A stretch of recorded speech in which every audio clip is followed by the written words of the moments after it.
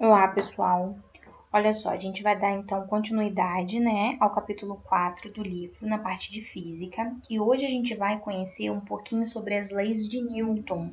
E esse conteúdo começa lá na página 76. Quem era Newton? É Isaac Newton, né, o nome dele. Ele foi um pesquisador, foi cientista, ele ficou mais conhecido como físico e matemático. Mas ele também foi um alquimista e estudava determinadas leis. E foi ele que enunciou algumas leis universais que regem o movimento. E nós vamos ver um pouquinho hoje dessas leis, tá? Então, as leis de Newton, elas servem como base para a compreensão dos movimentos dos corpos. Ele utilizou a matemática para análise e descrição dos fenômenos naturais relacionados ao movimento dos corpos. Então, ele enunciou, gente, 3 leis. É muito comum a gente ouvir falar primeira lei, segunda lei e terceira lei de Newton. E cada uma delas tem um nome. Então, a primeira lei de Newton, ela fala sobre do princípio da inércia. Então, ela vai descrever fatores que podem influenciar o estado de movimento ou repouso de determinados corpos, analisando então a inércia.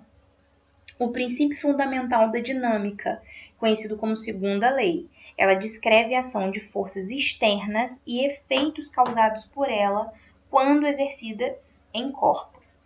E a terceira lei de Newton, conhecida como princípio da ação e reação, é uma análise da interação entre os corpos e as forças que resultam dessa interação.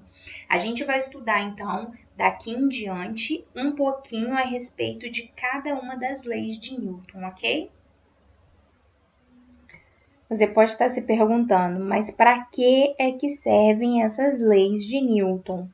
Então, como sempre, nada que é descoberto é ao acaso e nem fica por acaso. As leis que Newton enunciou, elas servem para um auxílio dos cientistas, por exemplo, no lançamento de foguetes e sondas espaciais, que fazem grandes pesquisas e coletam grandes dados no universo, né? Ela também ajudou no estudo do fluxo sanguíneo pelas artérias do nosso corpo. E também auxilia no desenvolvimento e no aperfeiçoamento dos veículos, né? Hoje a gente sabe que a gente tem veículos cada vez mais velozes, e pensam também na segurança. Então, às vezes a gente só vê que um carro é mais veloz ou é mais bonito esteticamente, mas existe toda uma questão mecânica e de movimento que também está por trás de tudo isso, né? E que é regida pelas leis de Newton. Vamos analisar um pouco a respeito do princípio da inércia, ou primeira lei de Newton. Então, a gente vê um modelo aí, tá, que um professor fez. Então, ele botou um carrinho de fricção, tem uma bolinha de gude presa no teto do carrinho e colocou no ponto C uma borracha, que é um obstáculo. Então, a gente pode pensar, se eu tivesse um carro parado numa pista, no final dessa pista eu tenho um quebra-molas, tá? O que é a inércia, pessoal? É a propriedade que os corpos possuem de permanecer em repouso. Se eu não fizer nada com esse carrinho que vocês estão vendo na imagem, o que vai acontecer com ele? Ele vai continuar mantendo o repouso, a não ser que uma força seja aplicada sobre ele e aí sim ele vai iniciar um movimento. É o que a gente pode ver nessa figura. O que acontece? Apliquei uma força, o carrinho andou e encontrou um obstáculo. E o que aconteceu com a bolinha? Voou. Então, corpos em repouso tendem a permanecer em seu estado de repouso. Corpos em movimento retilíneo uniforme tendem a permanecer em seu movimento indefinidamente, a não ser que uma força resultante não nula atue sobre eles, alterando seu estado. O que tudo isso quer me dizer? Um corpo em repouso vai tender a ficar em repouso, a não ser que alguma outra força haja sobre ele. Então, um carro que está parado e desligado, ele vai tender a ficar parado e desligado, a não ser que eu ligue, vire a chave em ignição. Com isso, vai haver uma força mecânica agindo sobre ele e ele entrará em repouso, ok? Vamos lá.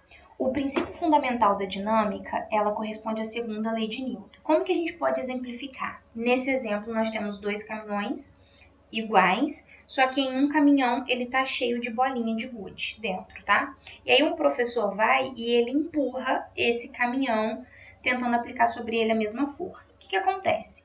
Esses caminhões tendem a andar. E esse experimento exemplifica a segunda lei de Newton, ilustra a segunda lei, que afirma que a força resultante aplicada a um corpo que possui massa provoca nele determinada aceleração. Como eu vou saber o resultado dessa força? Aí eu começo, com as minhas queridas fórmulas. Para eu saber a força resultante, eu vou fazer a massa vezes a aceleração.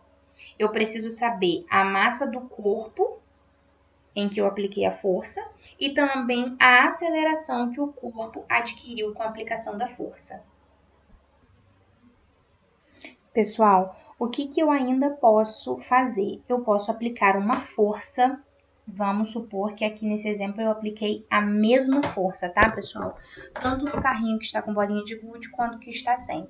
E eu posso ainda fazer o cálculo da aceleração. Como eu vou saber a aceleração? Então, a força resultante aplicada sobre um corpo é o produto de sua massa pela aceleração. E a aceleração possui a mesma direção e sentido da força resultante aplicada sobre esse corpo. Então, se eu quiser descobrir a aceleração desse corpo, eu vou fazer a aceleração é igual a força resultante dividido pela massa do corpo, ok? Vale lembrar que eu tenho o sistema internacional, aqui agindo. A unidade de força ela é conhecida como Newton, tá? Então, eu sempre vou usar um N, ok? A massa vai sempre ser dada em quilo e a aceleração a gente já sabe que é metro por segundo ao quadrado. Então, o que é importante a gente saber? A gente pode interpretar que 1 Newton é a força suficiente para que um corpo de 1 quilo acelere 1 metro por segundo ao quadrado. Isso é bastante importante, tá, galera? Para vocês entenderem, olha só. Cada brinquedo possui uma massa de 0,5 kg. As bolas de gude, 1 kg. Que a aceleração necessária para mantê-los em paralelo seja de 3 metros por segundo ao quadrado. Então, se eu for determinar a força necessária para movimentar o caminhão carregado, eu tenho todos os dados. Eu tenho massa, 0,5, aceleração. Qual é a força? Vou aplicar a fórmula. Eu sei que força resultante é igual a massa vezes aceleração. Minha força resultante vai ser 0,5 massa vezes 3 aceleração. 1,5. Qual a unidade de força? Newton. Ok? Então, 1,5 Newton. Aquele cálculo anterior era, então, do caminhão do brinquedo vazio. Agora, como eu faço do brinquedo cheio? O exercício também me deu um dado, que as bolas de gude valem 1 kg. Então, como eu vou saber a massa total daquele brinquedo, do caminhão carregado, Eu vou somar a massa do caminhão 0,5 mais 1 kg, então vai ter 1,5 kg. De novo, eu vou aplicar a fórmula 1,5 kg da massa total do caminhão carregado vezes 3 aceleração. A força aplicada nele precisa ser de 4,5 Newton. Então, a força resultante necessária para acelerar o caminhãozinho vazio em 3 metros por segundo ao quadrado é de 1,5. E já do caminhão carregado, ela precisa de uma força maior, porque ele tem uma massa maior, é de 4,5 newtons.